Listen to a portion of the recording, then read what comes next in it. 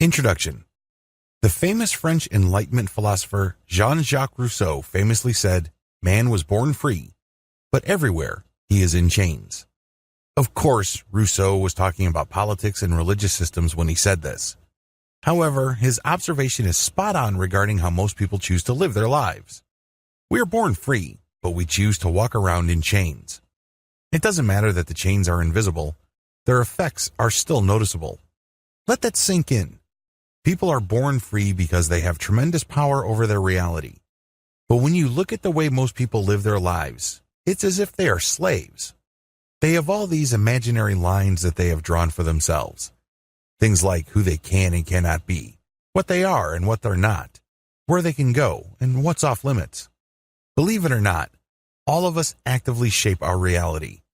Our minds make us the masters of our reality. The fact that you're taking this training with a certain attitude and you were able to buy this training in the first place means you are a master of your reality. It doesn't matter whether you accept that or not. It doesn't matter whether you are aware of this or not. It's still the reality. In fact, just through the daily operations of your mind, you master and edit your reality. What's the problem? Well, most of us don't claim this power. We live our lives based on obligation.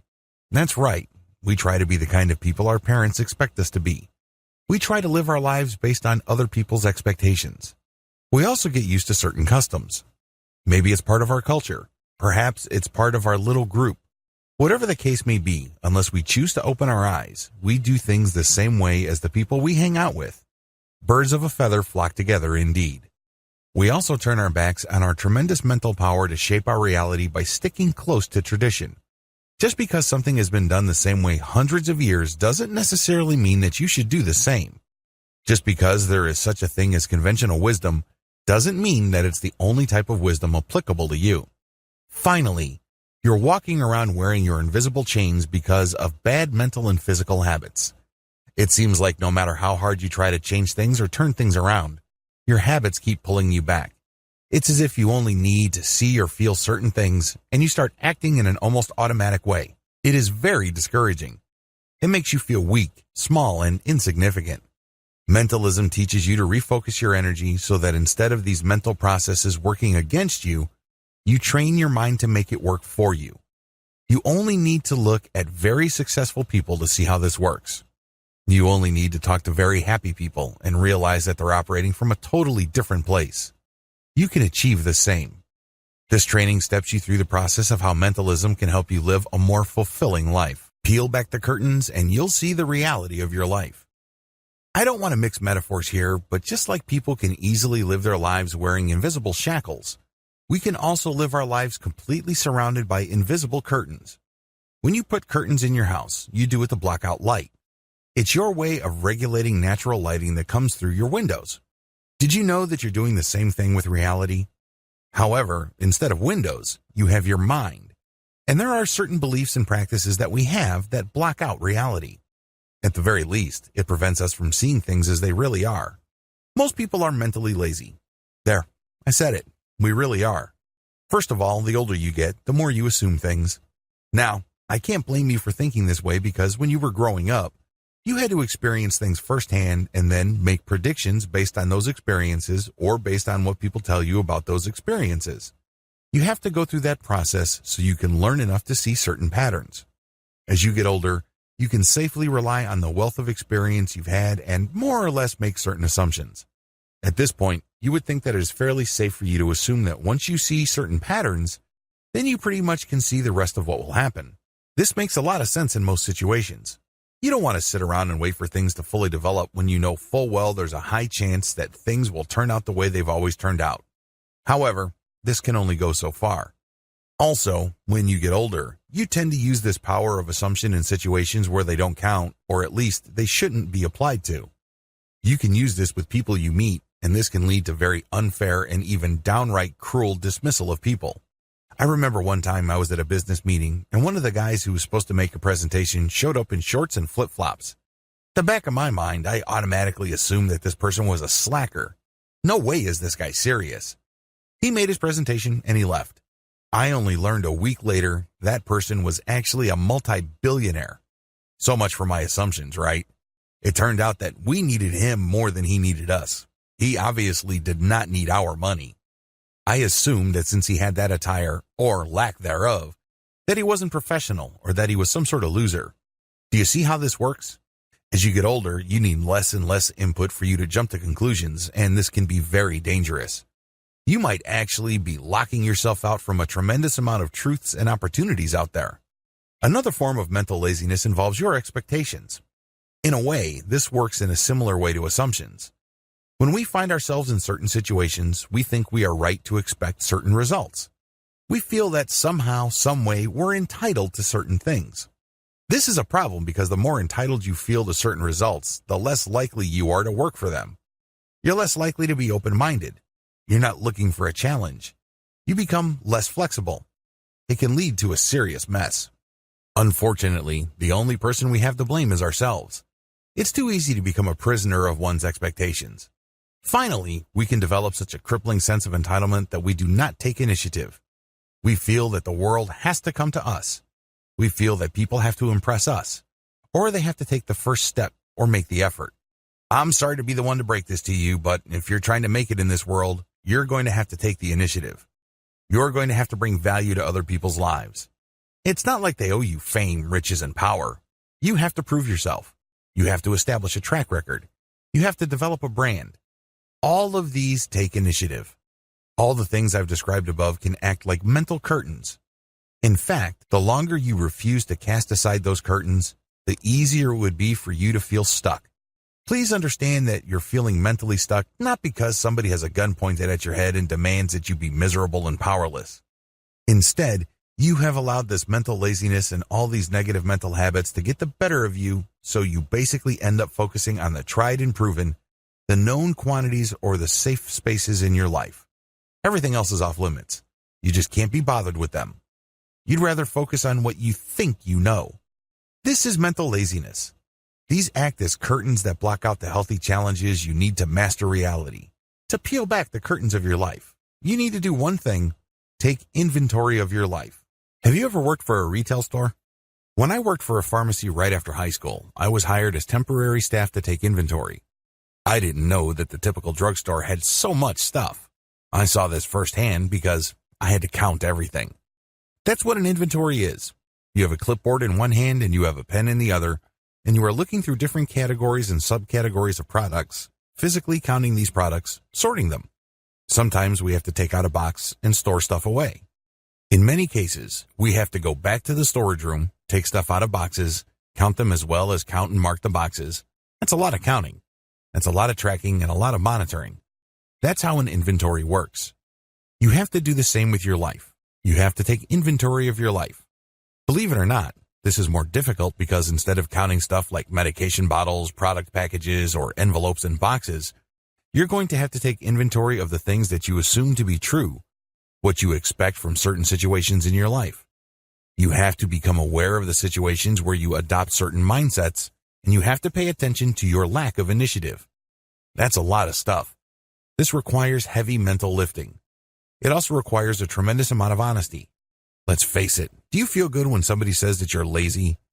Do you get butterflies in your stomach when somebody says in so many ways that you are living a lie? Of course not. Most people don't want to hear that kind of stuff, but that's exactly the kind of conclusion that you would get if you take an honest inventory of your life.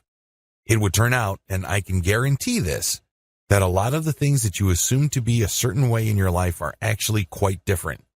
They turn out to be very different from what you assume them to be. They may be familiar. You might not even consciously think about them, but once you start peeling back your mental curtains and you start putting in the work to see things for what they are, you might be in for a rude shock. Our lives are intentional. You may be thinking that the title of this video is pretty non-controversial. You may be forgiven for thinking that. Most people would agree with this. I beg to differ. Seriously. How come? Well, if you say to somebody who is down on his luck and who is struggling to put food on the table that his life is intentional and that somehow, some way he chose that life, you might not get a happy response. In fact, you might even get punched in the face. How dare you say something like that? Would anybody who's struggling, who is facing all sorts of issues like health problems, legal problems, divorce, and mental issues intend that kind of life? Would they really choose that kind of life? Talk about insulting. Don't be surprised if you get this kind of reaction. However, regardless of how people react to this reality, it is still reality. I know it's a hard pill to swallow. You have to remember that once a person makes a certain decision and the consequences of that decision appear, that person becomes very, very creative in making up all sorts of excuses, justifications, and reasons to blame others for what happened. We all have that inner genius in us. However, none of this, as painful and unpleasant as it may be on many levels, takes away from the fact that our lives are intentional. How come? Our internal world is the cause of our external world. That's right. Everything about you that other people can observe ultimately came from your internal mental processes. This can be something as shallow and superficial as your haircut, what kind of clothes you wear, how much you weigh, your complexion, how healthy your skin is. This also explains how big your house is or whether you're renting or owning. This is also the cause of the kind of car or means of transportation you have. Your internal world also explains how much money you have in the bank, how much respect people give you, the kind of degrees you have or don't have, so on and so forth. All these come from within. This is a very, very touchy issue for a lot of people because once we all agree that our lives are intentional because of our internal world producing our external result, it becomes obvious that somewhere down the line, some people made the wrong choice. People don't like to be wrong. People don't like to be made to feel that they're being blamed for their own failures or bad decisions. That's just part of human nature. It's to be expected. It's definitely a big blow to the ego. However, regardless of how much it hurts, nothing can take away from the fact that everything people can see from outside of you is a product of your internal choices. To get that car, you had to make a choice.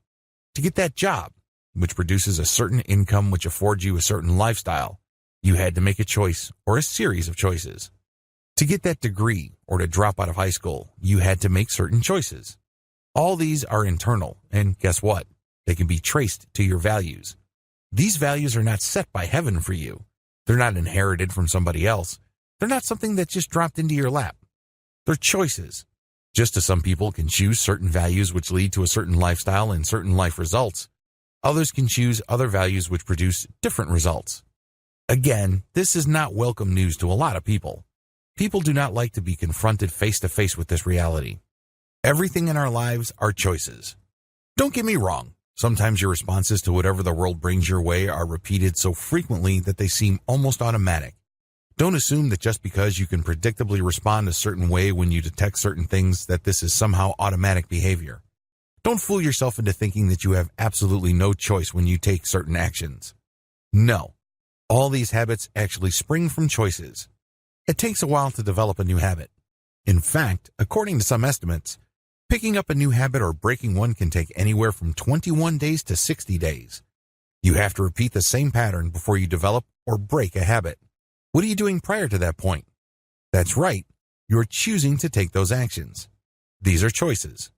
Since you're making choices all the time to produce certain results and consequences, your life is intentional.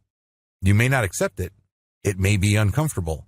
It definitely is not a convenient truth, but it is still the truth. Embrace this fact. Instead of living your life on autopilot, wrap your arms around the concept of intentionality. Master your life or author your life by being as intentional as you can about what you choose to think. This is the bedrock of mentalism. That's how you edit your reality. That's how you go from thinking about a certain outcome to actually seeing, hearing, touching, tasting, and smelling that outcome. In other words, you turn ideas into reality. You're not just hoping and wishing. You're not just thinking, it would be nice if certain things existed. You're actually taking action. Too many of us choose to be blind. Who in their right mind would consciously blind themselves? I can't even think of one person who would do that. You have a serious competitive advantage when you can see. Even if you can see with just one eye, you still have a massive advantage over somebody who has no sight at all. Interestingly enough, a lot of people choose to be blind at some level or other. I'm not talking about being physically or legally blind. I'm talking about overlooking a very important power that they have. You have to understand that in any group of people, 20% will always make more money, have more sex, achieve better results, own more stuff, you name it. Regardless of how you measure success, these 20% will always come out on top. This, after all, is the Pareto principle. How bad is this inequality? Well, You only need to look at the fact that a tiny fraction of the world's population owns most of the wealth. They didn't steal it all. They didn't point a gun at people's heads and force them to give it up. They earned it. Unfortunately, the vast majority of people are left struggling over the leftovers. Most people are content with fighting over the crumbs that are left over by the 20%. These 20% or less are fully aware of their power. They are not blind to their human superpower. What am I talking about? Although our lives are the result of our choices, we choose to be blind to this truth. It may seem banal. It might even seem like common sense. But the moment you truly believe that your life is the result of your choices, you would start thinking, talking, and acting a different way. Whatever it is that's frustrating you will sooner or later go away. That's how important choices are. Sadly, a lot of people choose to be blind about this. They do things on autopilot. They do not make conscious decisions. It's like they're going through the motions of life. Now, it's easy to understand this intellectually. It's even tempting to say, I don't do that, or I'm going to stop doing that. Congratulations, at least you're making some progress. But here's the problem. This is built into the human condition. That's right. This is part of human nature. At the end of the day, there are two fundamental truths about human beings. First of all, we are very scared of change. We can talk a good game about how we welcome change and how important innovation and disruption are to us. But at the end of the day, we grow accustomed to doing things a certain way. Our actions fall into a certain pattern. The other fundamental truth about human beings, regardless of where they come from and what they look like, is that we tend to take the path of least resistance. Let's put it this way. If somebody offered you a plate full of yummy German chocolate cake, or you can dig a hole for 2 hours straight, which would you rather pick? It doesn't take a rocket scientist to figure this out. We take the path of least resistance, which means that we run away from pain, discomfort, or inconvenience, and we run towards pleasure, convenience, and expediency. Given these two truths about the human condition, it's easy to see why people end up doing things on autopilot. They end up making decisions in a certain way. It doesn't matter what they are or what time it is. They end up doing the exact same things. As you already know, our lives are the results of our choices, so we end up feeling stuck. We end up denying the fact that we can choose. It must be something else. It can't be the fact that I chose my life. No, that's not it. That's too much to take. No way. This is the internal monologue most people play with themselves. That's why they remain blind to their human superpower. Your human superpower is your ability to choose. I know it's easy to say. It kind of rolls off the tongue. Most people can intellectually accept that, but they don't really accept it. It's kind of like something that we all agree on, but we then quickly discount it. You will always have a choice. At the very least, you can choose how you respond to the things happening around you. As I vividly explained in the previous video regarding the example of the burning building, choices can be made and undone. Wrap your mind around this. Stop choosing to be blind. The core of mentalism. How can mentalism help you? How can this concept with a funny name enable you to live the life you've always wanted to live? Well, as the term implies, mentalism is all about your mind. Believe it or not, your mind is extremely powerful. It is the metaphysical product of the physical actions of your brain. It exists above and beyond your brain. Don't think this is just a physical thing. Don't think that your mind is just a byproduct of your brain's physical processes. It's more than that. Mentalism is all about helping people understand how their thoughts impact their lives. With that understanding in place, mentalism helps people live the lives they want by teaching them to change the only thing they can fully control in this universe. Let me be clear. There is one thing that you can fully control: your mind. Mentalism helps you live the life you always wanted to live by helping you fully control your thoughts. Change your thoughts, and you change your life. Viewed from this perspective, mentalism is all about taking control of your life. If you are in any way unhappy, frustrated, or feeling stuck in any area of your life, mentalism can help you make important changes. Mentalism can help you become more content, fulfilled, and yes, happy. But none of this will be possible if you don't let mentalism help you achieve one thing that you obviously are struggling with. Again, if you're taking this training, it means that at least one part of your life isn't exactly a bed of roses. Maybe you have many areas of your life that you're struggling with. Still, for mentalism to help you, you have to be willing to take ownership of your life. This is crucial. This means that you have to let go of blaming other people or circumstances beyond your control for whatever you're struggling with. This also means moving on from the past. I understand that you may have had a difficult past. Maybe you are a survivor of abuse. Maybe you made bad decisions in the past and you're feeling guilty about them. Maybe there are certain people around you that create a hostile or toxic environment that really eats away at your self-esteem and motivation. Taking ownership means letting go of all that and focusing instead on what you can control. Ultimately, when all the dust is settled in our lives, there is really only one thing we control, and that is our thoughts. This is mentalism's bedrock principle. Control your thoughts, and you control your life. How mentalism works. Mentalism is actually made up of 5 different beliefs. You have to believe in these principles, otherwise it's not going to work for you. Here they are in short order. Principle number 1, all stimuli are neutral. Principle number 2, change your mental filters. Principle number 3, change your mental habits. Principle number 4, change your emotional response habits. Principle number 5, change your reality through changed actions. All of these flow into each other and are dependent on each other. For mentalism to create the kind of change you have been dreaming of in your life, you have to believe in all these principles and let them work in your life. This is crucial because if you don't believe any of those principles, then mentalism is not going to work for you. After all, it's all about thought ownership. Unfortunately, if you disavow this process, it would be very hard for you to take ownership of your thoughts because in the back of your mind, you believe that it doesn't work, that you're wasting your time, or this is just a bunch of hocus pocus. This leads me to a very important point that can undermine the effectiveness of mentalism. All stimuli are neutral. Believe it or not, the world is neutral. I know it's kind of hard to believe. After all, it seems that your boss has it in for you. It seems that people just don't get you, so they say and do all sorts of negative things. Sometimes you wake up on the wrong side of the bed and it seems like the whole world is turned against you. But if you're completely honest and you look at the big picture of what's going on and you dare to process everything past your emotions, there's only one conclusion. The world is neutral. It may not seem like it, but it is. Here's how it works. Every single moment you are picking up thousands of signals. These signals are things that you see, hear, touch, taste, and smell. In other words, you're using your 5 senses to pick up all this data from the world. This happens every single second. Now let me ask you, are you fully aware of all those signals that you are picking up? Of course not. Your mind is only zeroing in on a tiny fraction of the data you could possibly pay attention to. It's as if you're looking at the night sky and you zoom in on a corner. That's how your mind works. This is called perception. This is all a choice.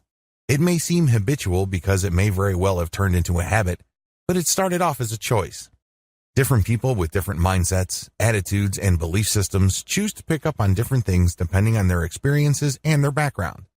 For instance, if you grew up in a rough neighborhood and you find yourself walking down the street in an otherwise safe neighborhood, I can guarantee you that you are still picking up stimuli from the outside world the same way you did in your old neighborhood. When you compare notes with people who grew up in that safe neighborhood, they probably would be paying attention to other things. Your main focus is security and survival. Do you see how this works? We're just talking about perception here. We're not even talking about giving these perceived stimuli meaning, which is the next step. You give your stimuli meaning. When you choose to focus on a certain set of stimuli, you give meaning to these facts. Not only did you choose what you became aware of, you also choose the meaning of these facts. Again, 2 totally different people from different walks of life can have 2 totally different interpretations of basically the same set of stimuli. This is a choice. It's interesting enough that you choose what set of data to focus on, and then you take it to the next level by interpreting the data in your own way, which is definitely different from the way the next person analyzes the same set of data. This is your mindset. This is your attitude. This is your perspective. Understand that you own these things. These were not pumped into your brain. People did not force you to think this way. Somewhere down the line, you chose to think this way. Again, it may seem like a habit. It may even seem like it's just part of your personality because you repeatedly do this, but it all started out as a choice. I need you to keep coming back to that point. If you believe that you have a choice, then you have power over your life. Just as you can choose to do certain things, you can choose to stop doing them and do something else. You choose what you think about. Now that you have given these stimuli meaning, then you start thinking about them. What do they mean? How do they impact you? Most importantly, How do they relate to your personal narrative? Please remember that people always carry around a personal movie script. I'm not talking about a physical manuscript that they lug from point A to point B. I'm talking about their personal story that they keep reciting in their heads. They keep saying, this is who I am. This is who I'm not. This is what happened to me. This is what I'm capable of. This is where I'm going. This is what I've done. So on and so forth. This is your personal script. Everybody has one. It's called your identity. When you break down that identity, there is a narrative and then there is a script. When you choose to become aware of certain things instead of other things and you choose to give them one set of meanings instead of another, you plug in what you choose to remember about that particular experience to your script. I hope it's abundantly clear that when you look at all these things that are happening, that you are always in control. You choose what you become aware of. You choose the meaning that you give to the stimuli that you have chosen to become aware of. You choose what you think about. That's a lot of choices. I know it seems daunting, especially if you feel that you have no choice. It is quite frustrating to realize this given the fact that you feel like you're stuck in some sort of bad movie called your life. I just want you to keep focusing on these different choice points to highlight the fact that you always have a choice. This was true in the past. This is true today. This will continue to be true in the future. You always have a choice. This is why I can safely say the next shocking conclusion: you are always in control. Everything about you, what you habitually think about, what you talk about, and, most importantly, what you choose to do, flow from your choice of thoughts. They all flow from your mindset. They all flow from the mental filter you chose to install. This is control. I know this is not a very popular answer. It would be great if happiness can come in some sort of capsule or enlightenment can be packaged in some sort of tablet, but this is the way it is. The world is neutral. It's your mind that gives it shape and color. Always come back to this reality. Once you have fully accepted this, everything becomes so much easier. The other 4 principles of mentalism flow from this fact. Accept that the world's stimuli are neutral. If you're able to truly believe that, then progress is possible. If you can't, then you're going to be stuck. You're always going to come back to the negative mindsets that you have regarding you being some sort of victim. You have to believe that all stimuli are neutral. Without this fundamental belief, no progress is possible with mentalism. Change your mental filter. This video describes a very momentous step in practicing mentalism. As difficult as it may be for a lot of people, accepting the fact that the world and its stimuli are essentially neutral is actually the easiest part. It's absolutely necessary, and no progress can be made if you can't make it past that point. But, in the big scheme of things, that part is the easiest. Everything else past that point requires a tremendous amount of effort. Now, I'm not saying that you're going to have to roll up your sleeves and break out in a sweat. This is not a physical effort. Instead, this is something much more difficult. Believe it or not, it's easier for people to do things physically than for them to take action mentally. When you take a mental action, you're going to be facing more resistance. Why? You're going to be going against how you normally think. You're going to have to confront and overcome your mental habits. You're going to have to deal with your attitude. This is why changing your mental filter is so difficult for a lot of people. As the old saying goes, you can take the kid out of the country, but you cannot take the country out of the kid. Now, you can mix and match all sorts of things for the word kid and country, but you get to decide whether you will get the same result. We are a product of our upbringing, our environment, and our past. These work together with our choices to produce our mental filter. Please understand, given this reality, it's very hard to change your mental filter. How does your mental filter affect your life? It all boils down to interpretation. Since the stimuli coming in are essentially neutral and we choose to become aware of certain facts instead of others, this leads to short interpretations. These certain facts are more likely to support certain interpretations. If that isn't bad enough, we then look at what we choose to pay attention to and pick one of many different interpretations. Now you may be thinking at this point, it's fairly straightforward. No, it isn't. This isn't just happening in your mind. It isn't just something that is easy to blow off where we can easily say, well, everybody looks at different things in different ways and it all leads to the same place anyways. No, it doesn't. Because you chose to interpret what you choose to pay attention to as a certain way. This leads to emotional states. Please understand that interpretations are never emotionally neutral. There's always an emotional payload to them. It may not involve drama. It may not involve some sort of strong emotion, but there is still an emotional component.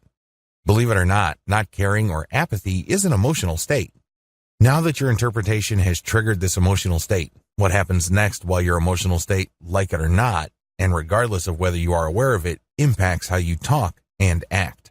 It also impacts what you focus on. When you start talking a certain way with people, you start influencing people around you because they listen to you. More importantly, when you act a certain way because you assume that things are a certain way, these actions are not restricted to you.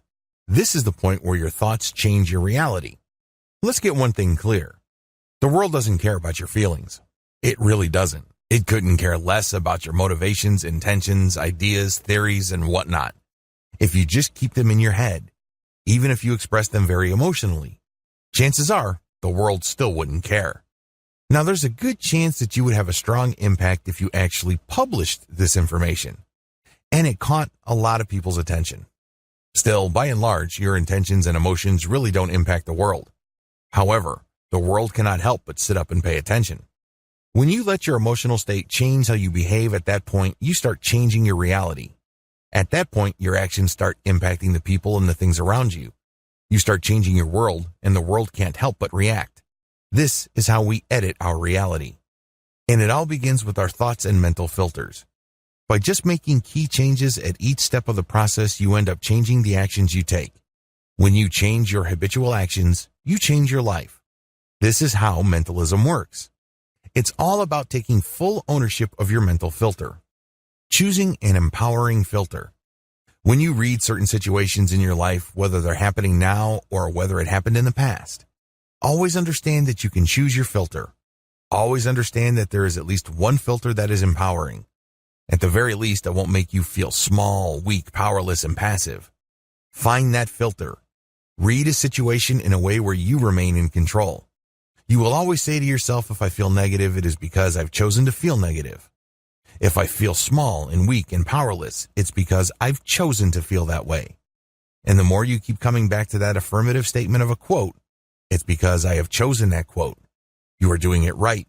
You are on the right path. Why? Because you have chosen to take off your blinders to the superpower you have. The only power you need in this life is your choice. Your power of choice. This is what shapes your reality. This is what gives birth to a brand new or universal universe of opportunities for yourself. You are not your past, even if you're 50 years old. You can still go back to school. You can get retrained even if you have been physically abused, bruised, and battered in the past. You can still have better relationships. It's your choice. In all of this, it is all your choice. This is why you have to keep coming back to the power of your choice. This is the most empowering realization you'll ever get. Use this as the bedrock of all filters. You choose to be aware of, and you choose to craft for yourself. Change your mental habits. I know in video 6 we did quite a bit of heavy lifting. Believe me, personally speaking, it's really very hard to process all the information in video 6. Still, it's absolutely necessary. Now, if you thought video 6 was difficult, video 7 can be quite a doozy. How come? Well, it's one thing to realize the importance of our mental filters and how big of an impact they have on how we think, talk, feel, and act.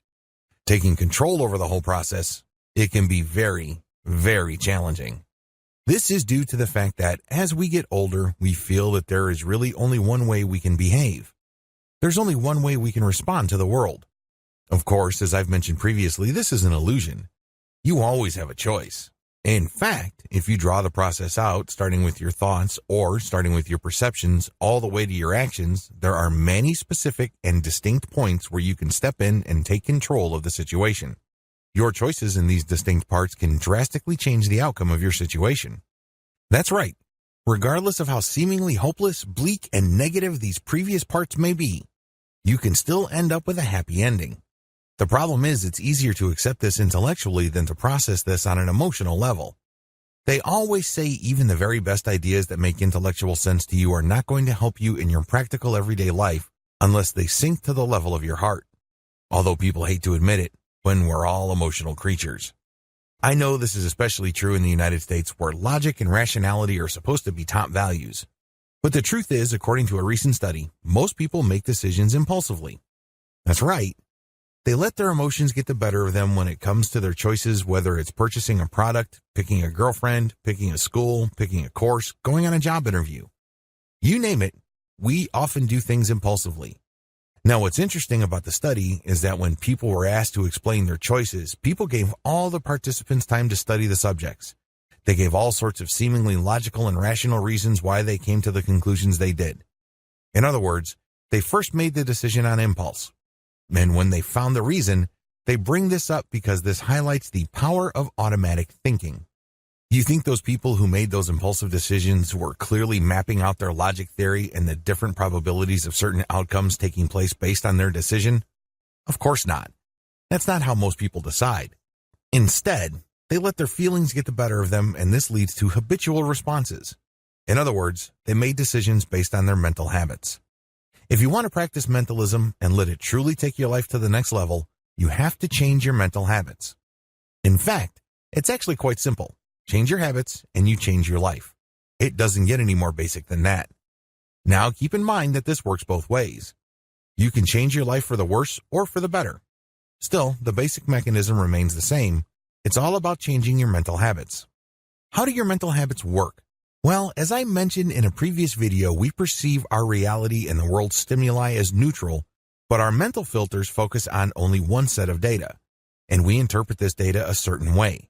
This then leads to emotional states which trigger certain things we say, feel, and do. When we do certain things, we change our world. This is how our habits work. So, when we have a habitual way of picking up certain things from the outside world, and this triggers a predictable chain of action, we can't help it. In fact, when you call people out on this, one of the first things they will tell you is that they can't help, but this is who I am. No, it's not. It's not your identity. This is not hard-coded in who you are. This is not hardwired into your intrinsic identity as a person, as a human being. This can be changed. This is again all a part of a series of choices. The fact that we choose to be with the fact that we choose to ignore these decision points doesn't make them go away. There are still choices. The fact that this process seems to go by so quickly or even in an instant shows you the power of mental habits. If you want to change your life, you have to change your mental habits. The first way to do this is to deconstruct how habits work, perhaps. Habits deconstructed. So what is a habitual action? Now don't get excited. Again, it's a predictable or almost automatic action. Now don't get excited about action. This actually means more than physical actions. It can also involve mental processes and incites emotional states. They're not just physical habits, but they're also mental habits.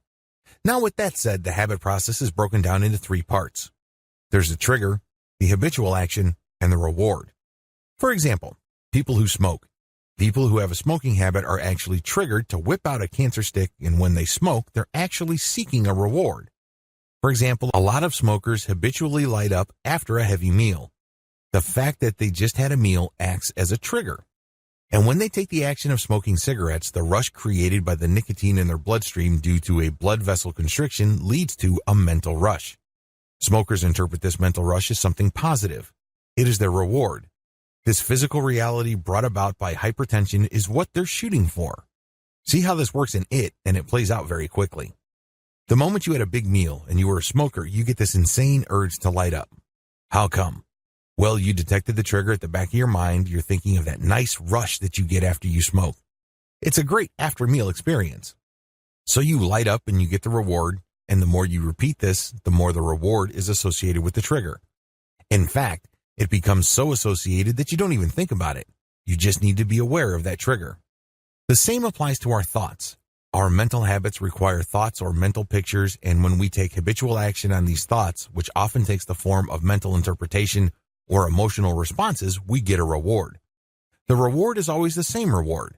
It isn't an emotional state. For instance, if you remember an ex-boyfriend who used to slap you around or beat you, the habitual mental action that many people would get is to say, I'm so happy that that person is no longer in my life. And you get an emotional state of relief because you are with somebody else now. It doesn't occur to you that the exact same pattern might still be present in your current relationship. Instead, you just focus on the relief that this person whom you used to meet and whom used to give you a black eye and treat you like garbage is out of your life. The reward is the sense of relief of moving on. This is how mental habits work. The key question is, do your mental habits work for you instead of against you? You have to ask this key question if you want to change your mental habits. It's going to be very hard to get people to make important changes in their lives. If we all focus on the what and the how, we also have to focus on the why. And the way to do this is to ask yourself, do my mental habits work for me? Do they improve my life? Do they enable me to live the kind of life I want for myself today? Do they make me happier or make me feel fulfilled, complete, and satisfied?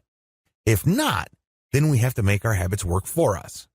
This is where you lose a lot of people, because it's easy to follow up to this point, but a lot of people simply do not believe. If you truly believe that you can choose your thoughts, then this should be fairly straightforward. You can make your mental habits work for you. Before we get to the good news, the bad news is you really cannot change your triggers and your rewards. The trigger of the past boyfriend who was very abusive, you really can't change that. It's going to happen.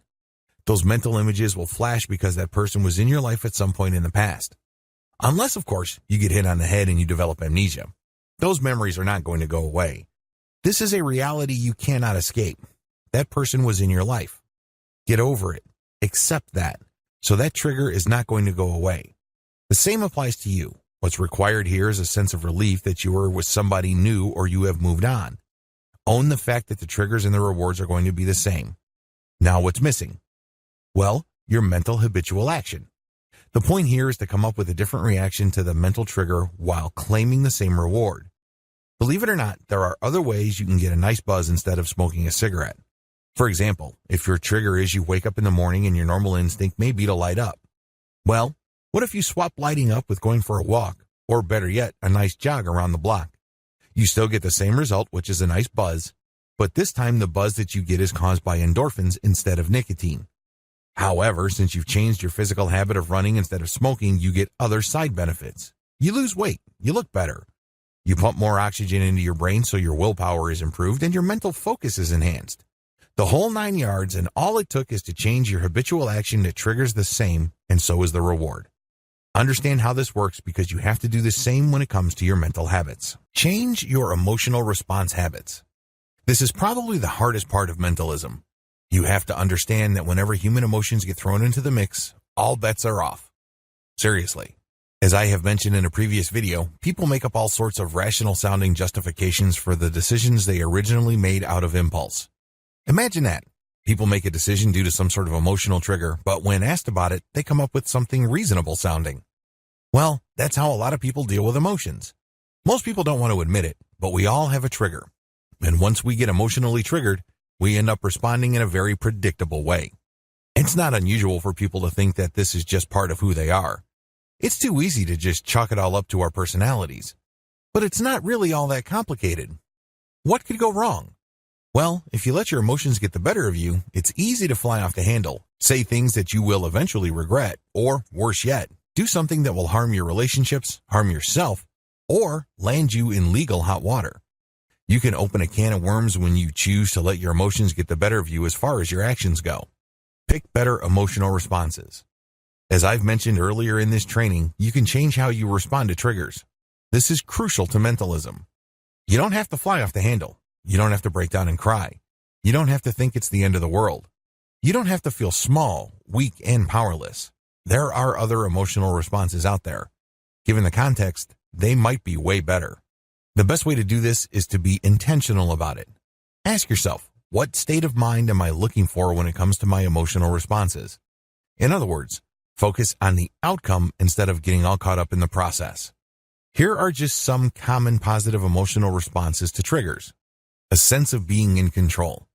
Instead of getting angry and then letting that anger produce a negative chain reaction with the person or people you're upset at, why not focus on getting the trigger to yield a sense of being in control?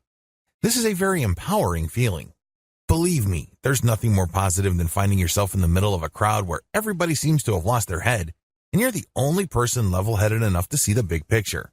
The likelihood of positive outcomes in that particular setting is much higher than if you allowed yourself to get all caught up in the negative emotional state of everybody else.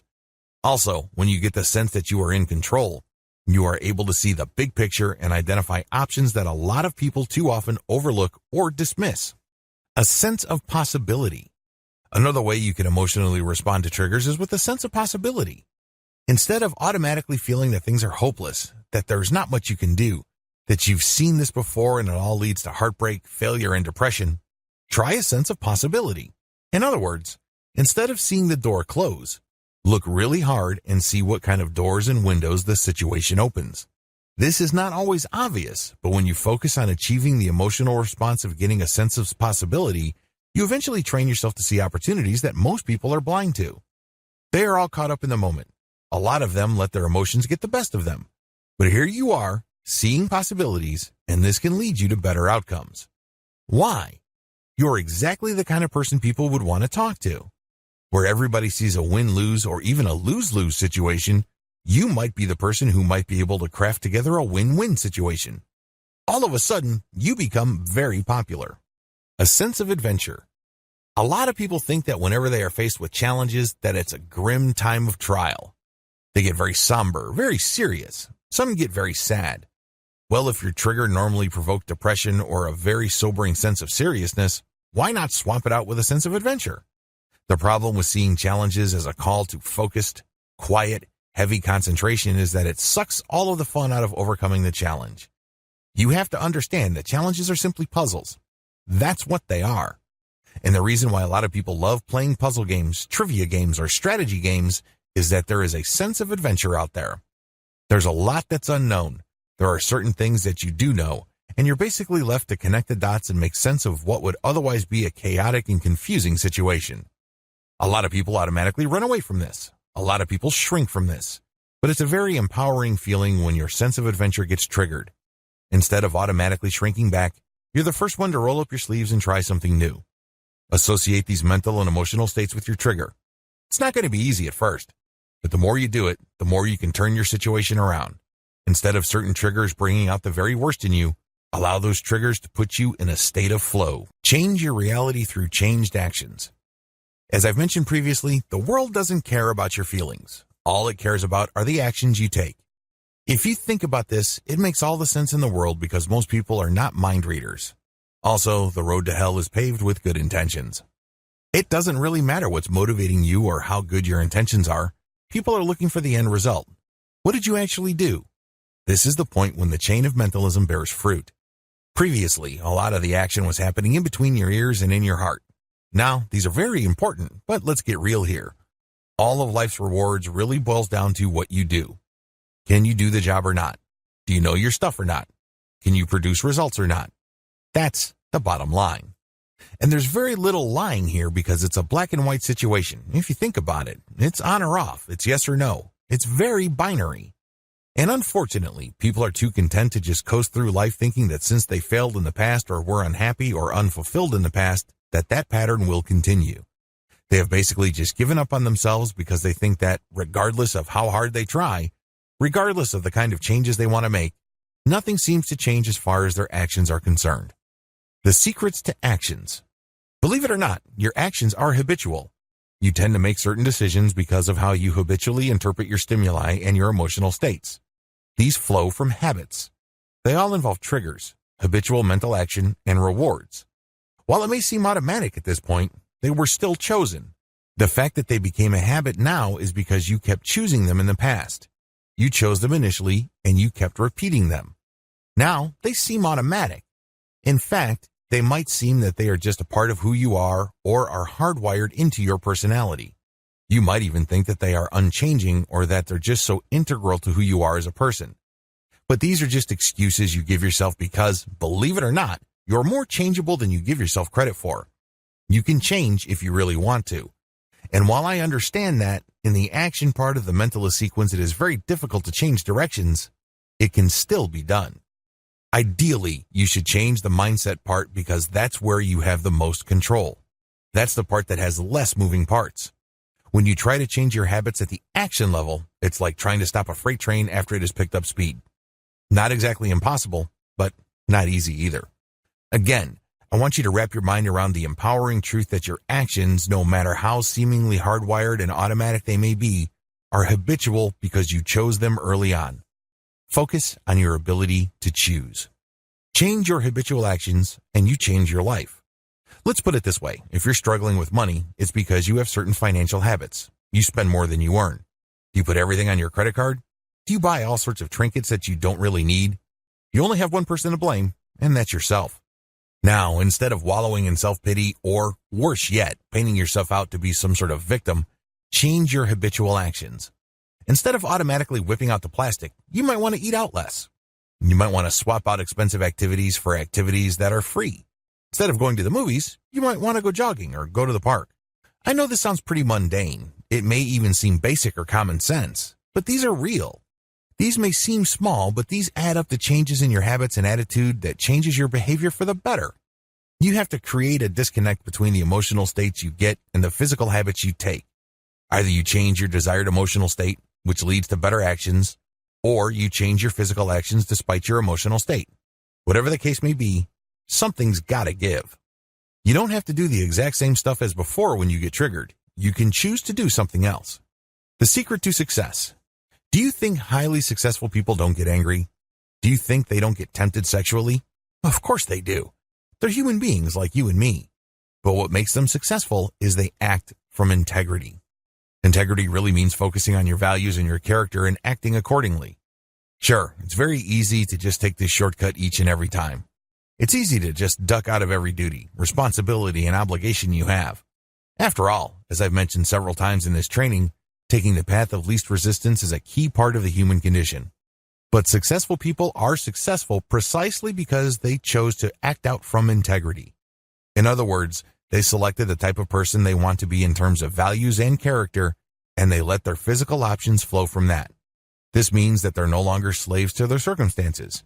And no matter how the world slaps, spits, or mistreats them, they find it in themselves to react with class, dignity, and civility. This is not always easy, but understand that living with integrity is very much like working out at the gym. When you first hit the weights, your muscles hated you for it. It felt like murder. You were in so much pain. But as you challenge your muscles, they get stronger and stronger until you reach a point where the weight setting that you're in has become easy. So you then scale up. Maybe you add 10 pounds or 20 pounds, and the process repeats itself again. Every time you scale up, though, it hurts less and less. You adjust faster and faster. The same applies to success. Living with integrity is going to seem very strange at first. You would feel like you're some sort of fish out of water. But the more you keep it up, the more you become the character you have focused on. Remember, success is a choice, but it is rooted in habits. Conclusion. The mentalist's life is not an easy one. However, if you want a life of possibility and power, it is the life for you. The best part of mentalism is that you don't need a special machine. You don't need drugs. You don't need expensive therapists. You don't need to go on some sort of long, mystical journey. Instead, you go on a journey within yourself and you focus on your inner reality. By working with this inner reality instead of making excuses for it and getting terrified by it or sweeping it under the rug, mentalism enables you to live a more empowered life. Whatever difficulties and struggles you currently have can be solved by claiming your power to choose. I wish you nothing but the greatest contentment, happiness, and fulfillment.